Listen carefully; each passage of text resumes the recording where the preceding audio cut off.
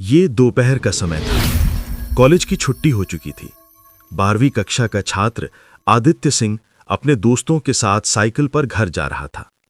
सफेद शर्ट, नीली पैंट, गले में आईडी कार्ड, एक आम सा स्टूडेंट। शहर के मेन चौराहे पर पुलिस का नाका लगा हुआ था। वहीं इंस्पेक्टर राजेश ठाकुर धूप में कुर्सी पर बैठे, चश्मा लगाए सिगरेट पी रहे थे।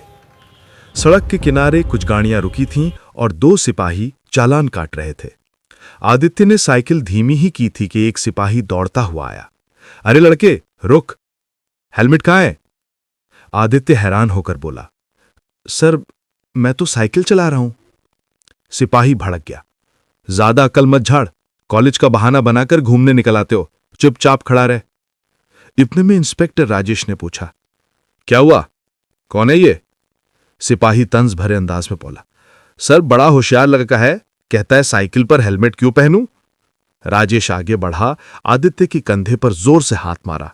चल बाप का नाम बता, कहां रहता है? आदित्य ने धीरे से कहा, मेरा नाम आदित्य है। और राजेश ने बीच में काटते हुए कहा, आदित्य, बड़ा अफसर लगता है तू। जा 10 किलोमीटर दौड़ लगा, फिर बात करते हैं। चौराहे पर लोग हंसने लगे। आदित्य के चेहरे पर शर्मिंदगी और आंखों में आंसू थे। वो बोला, सर मैंने कुछ गलत नहीं किया। इंस्पेक्टर भड़क उठा, चुप कर, अफसर का बेटा लगता है क्या? फिर उसने आदित्य की साइकिल जमीन पर पटक दी। उसी दौरान कॉलेज के 2 लड़के, आदित्य के दोस्त, भागते हुए पुलिस नाके से दूर गए और तुरंत फोन निकाला। एक ने कांपती आवाज में कॉल मिलाई, मैम आदित्य को पुलिस ने पकड़ लिया है, वो चौराहे पर रो रहे हैं। दूसरी तरफ डीएम सुमृति सिंह अपने दफ्तर में फाइलों में व्यस्त थीं। उन्होंने चौंक कर फोन कान से लगाया। क्या कहा तुमने? आदित्य कहाँ है वो? मैम सिटी चौक पर, पुलिस ने साइकिल फेंक दिए और उन पर चिल्ला रहे हैं। सुमृति फौरन कुर्सी से उठी, फाइल बंद की और बोली, गाड़ी निकालो अभी। पूरा दफ्तर पल भर में हरकत में आ गया। उनके चेहरे पर मां की घबराहट भी थी और अफसर की सख्ती भी। कुछ मिनट बाद वही मंजर चौक पर। राजेश ठाकुर अब भी ऊंची आवाज में डांट रहा था। तभी एक कार तेजी से आकर रुकी। दरवाजा खुला। डिस्ट्रिक्ट मैजिस्ट्रेट डीएम सुमृति सिंह बाहर निकली। वो आदित्य की मां थीं। पहले तो किसी ने ध्यान नहीं दिया, मगर जैसे ही उनके साथ गार्ड्स उतरे, राजेश ठाकुर के चेहरे का रंग उड़ गया। डीएम ने सख्त लहजे में पूछा, यह क्या हो रहा है? मेरे बेटे को क्यों रोका गया? राजेश के पसीने छूट गए। वो हकलाते हुए बोला, मैम मैंने पहचाना नहीं, बच्चा बदतमीजी कर रहा था। डीएम सुमृति सिंह की आवाज गूंजी, बदतमीजी? तुमने एक छात्र की इज्जत सबके सामने रौंद दी, सिर्फ अपनी वर्दी के घमंड में। तुम भूल गए कि कानून सबके लिए बराबर है, चाहे वो मेरा बेटा हो या किसी मजदूर का।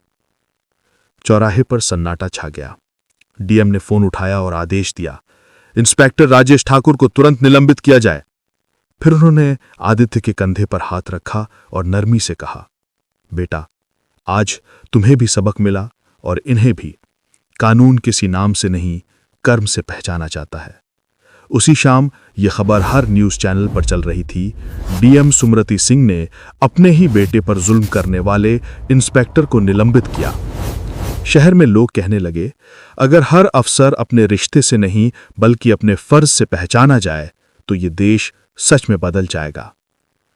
ताकत का असली इम्तिहान तब होता है जब इंसाफ अपने अपनों के खिलाफ करना पड़े और जो वहां डट जाए वही सच्चा हाकिम होता है। ये कहानी पूर्णतः काल्पनिक है, मनोरंजन और शैक्षिक उद्देश्यों के लिए बनाई गई है। सभी पात्र, घटनाएं और संवाद काल्पनिक हैं। किसी वास्तविक व्यक्ति, संस्थान या घटना से कोई संबंध नहीं है। कृपया इसे केवल एक कहानी के रूप में देखें। हमारा उद्देश्य किसी की भावनाओं को आहत करना नहीं है। अगर आपको ये कहानी पसंद आई तो कृपया लाइक करें और ज्यादा से ज्यादा लोगों के साथ शेयर करें। कमेंट में बताएं कि आपको कौन सा हिस्सा सबसे अच्छा लगा।